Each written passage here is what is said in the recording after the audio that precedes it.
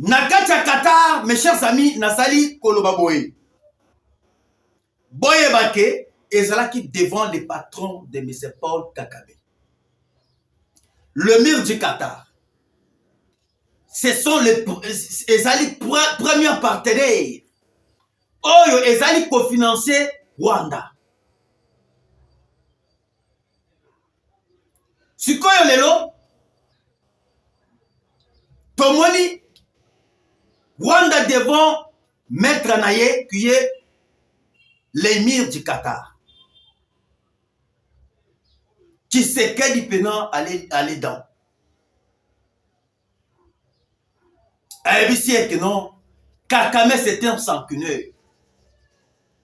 Devant les responsables de Qatar, comme le chef numéro 1, il y a M. Paul Kagame. ABC, le mur du Qatar que Kagame a bombé 15 millions de Congolais. Minero oyo, Kagame a zwa kanakacha Congo et utakanakacha Rwanda te et utakanakacha RDC. Et bien nous surtout très bien. Les Arabes, bazalaka bat oyo, bazalaka honnête. Les Arabes, bazalaka bat oyo, balinga pe logique. Et balinga te jamais makila etangaka. Balingaka je ya kimuibite. Yango biso tozali kwebisa bino. Kagame a commis na suka. Nande konaye Kabila ba commis na suka. Tout ce que vous êtes en train de voir là à l'est, ezali baventure. Kagame n'ira nulle part.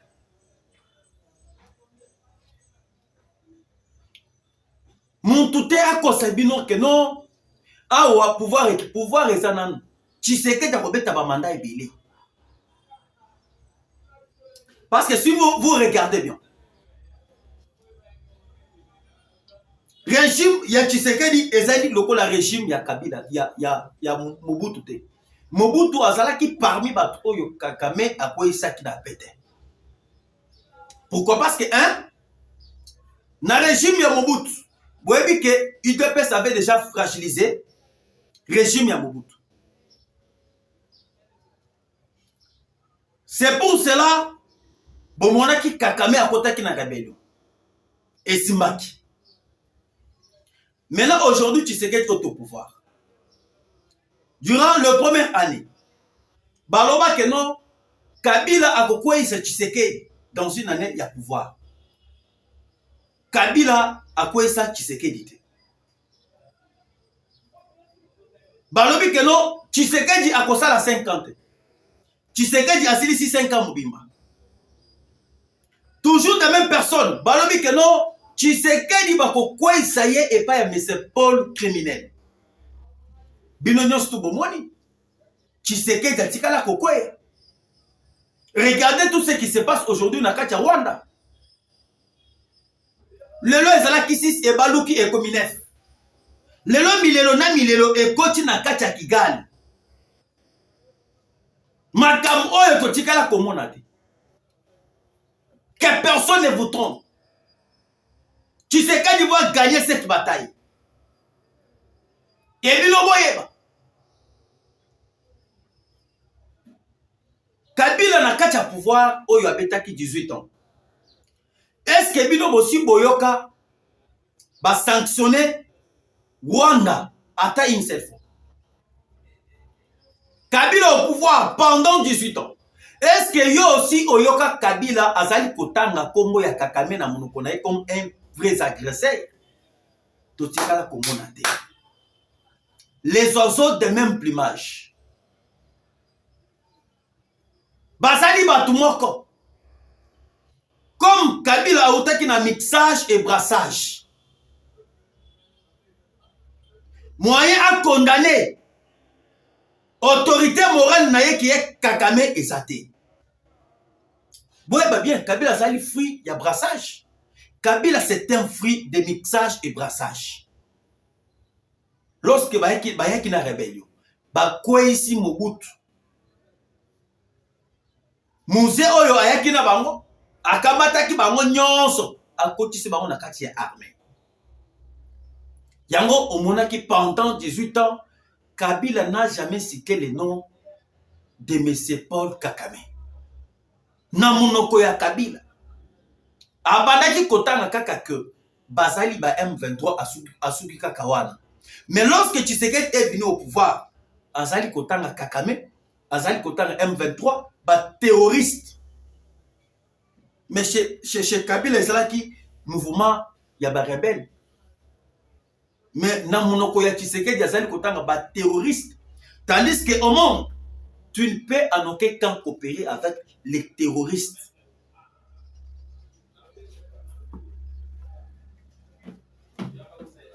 Ngana sali kweb sebino ke Tshisekedi akwa isi bango kao debu. Ezali kao debu ya masekite. Pour que bino bo comprendre que Tshisekedi a fragilisé bango, akwa isi bango, il faut maintenant boye.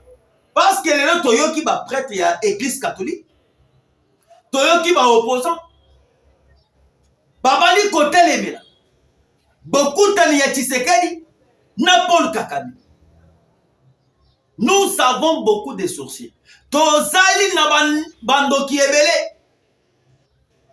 Pourquoi église catholique na ba opposant babali déjà côté lebela. Rencontre ya Kagame na le président qatarien. Le maire du Qatar. Parce que baby déjà que plan na bango ya dialogue ici. C'est parce que ba comprendre déjà que Tshisekedi na étape ya Luanda, étape ya Kenya. Cela va permettre ya que to fona na bango sur table. Et lorsque to ko fona na bango na table moko, ba koya na ba cahier de charges na bango. Na cahier de charges oyo bango ba koya na yango, ba ko senga mena ba kota na armée. To sala oyo to bengi mixage et brassage. Ba koti na armée, ba koti na ba institution nyonso tu ya moka. Et lorsque ba kokota bakozala télécommandé par Kigali. C'est-à-dire, le pays sera composé avec deux présidents. Un président étiquette, qui est le président Tshisekedi. Un président qui télécommande, qui est au Rwanda, mais c'est Paul Kagame. Yango moni lelo, ba prêtre ya église catholique, ba simi mutu. Parce que le processus, il y a dialogue direct avec les M23 qui serait déjoué.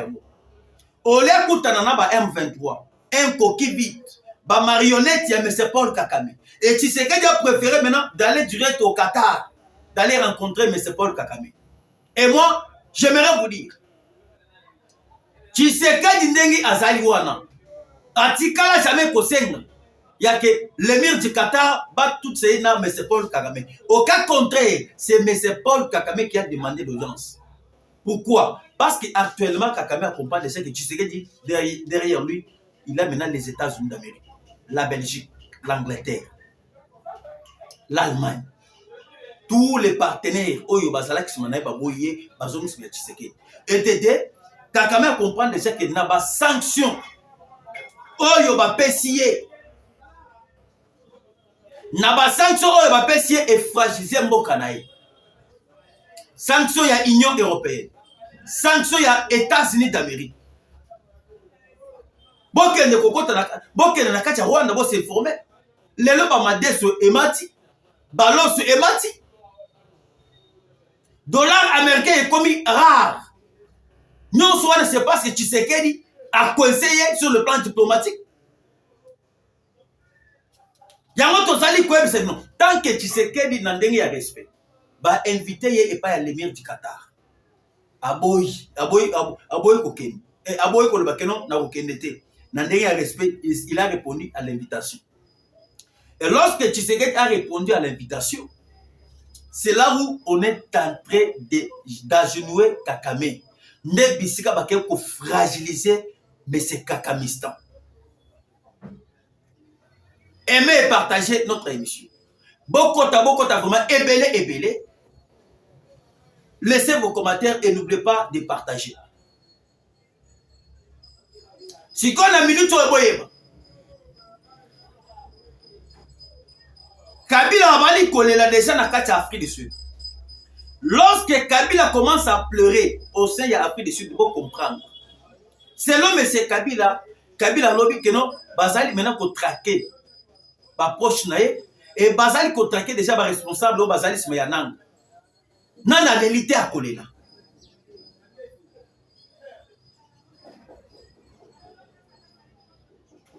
Et le long la zone, il y en a informé bino le comme. Na première émission, oh on a salaki na bino na tongo. Na ebisa ki bino ke il y a un homme d'affaires, un sujet indien. Oyo azalaki cerveau moteur, il y a M. Joseph Kabila. Muntu oyo azali kotala tous les biens ya Kabila na kati ya Congo Mobimba. Ce monsieur-là, il s'appelle au nom de M. Arish Jaktani. Na betela kibino di solo ya Arish Jaktani. Arish Jaktani yende azali kotala ba port nyonso ya Kabila na kati ya RDC.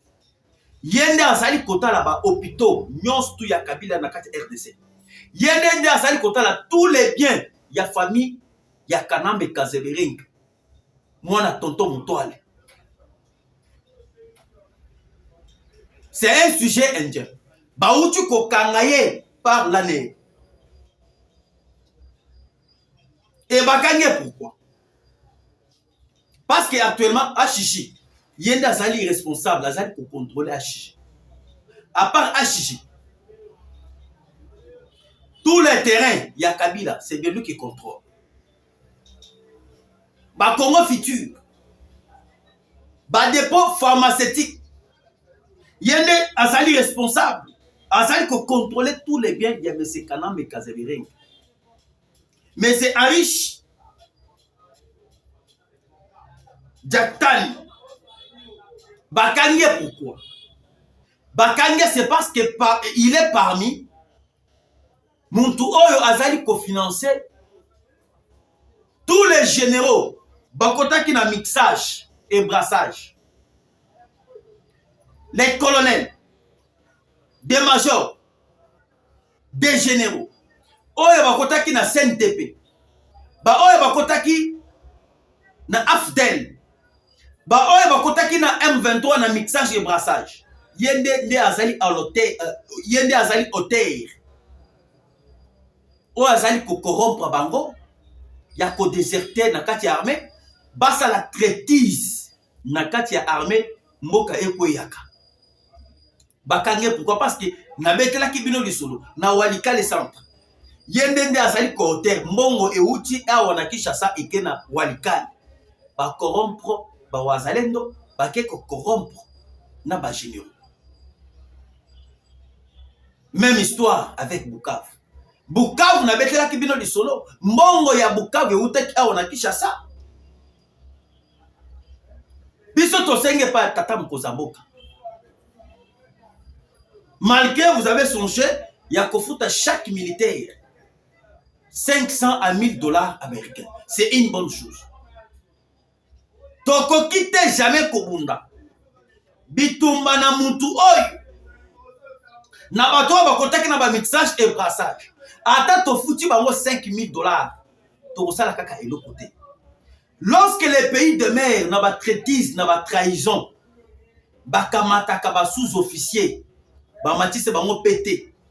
Lokola ba capitaine, ba lieutenant, ba sous-lieutenant, ba matisse bango pété, ba pesi bango ba fonction stratégique ya armée. Pour que bango ba défendre l'intégrité territoriale.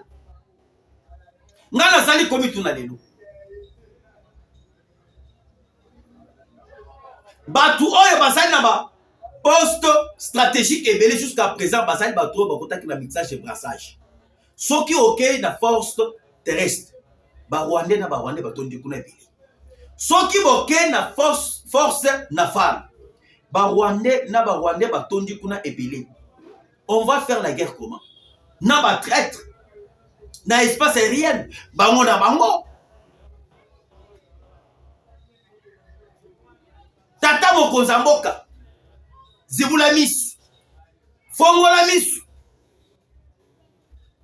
biso musala na biso ezali ya kobelela musala na biso ezali ya kodenonse nazali na mboka mosusu te oyo ngai nakoki kokende lelo Kabila akimi mboka parce que ezali Congo ezali mboka na ye te Kabila akimi ake na Afrique du Sud alors na Afrique du Sud ake na Kenya akomi mwana télé akomi mbeya mbeya mais nga tant que je suis congolais j'irai où.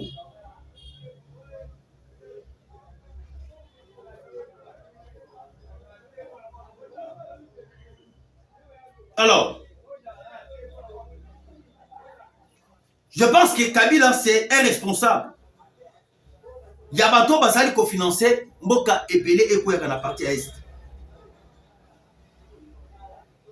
Na milito bakangi mutuana. Et lorsque bakangi na ane azali kotana déjà bato ebele. Je vous dis bato bakotonda ebele na boloko. Na bato ya union sacrée ba na kati.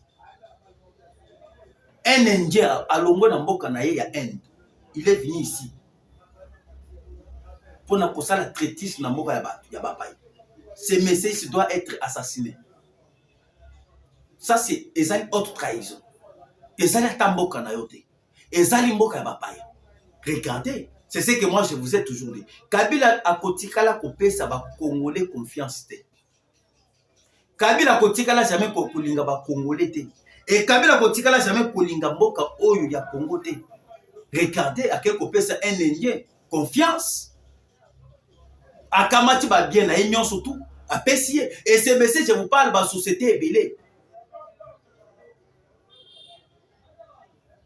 o ezali ya mabende ezali ya Kabila société à barre de fer ezali ya Kabila à part société à barre de fer yiboye bake ba société ebele ezali na limité aw o ezali na ba remorque ebele ezali ya Kabila makambo na kotangela bino ba société oyo Kabila azali na yango awo okosima mutu ba société za ebele na secteur nyonso. Merci vraiment ebele ba ndeko nyonso to ya Olivier les news télévision. Je pense que tokokota na troisième édition parce que na première édition na expliqué bino comment est-ce que bakani un homme d'affaires indien gérant ya Kabila. Maintenant actuellement ezali deuxième édition. Tu peux expliquer Bino. Comment est-ce que ce monsieur-là, il était en connivence avec les officiers militaires. Oyo bakota ki na CNDP et oyo bakota ki na M23. Vous comprenez? Na troisième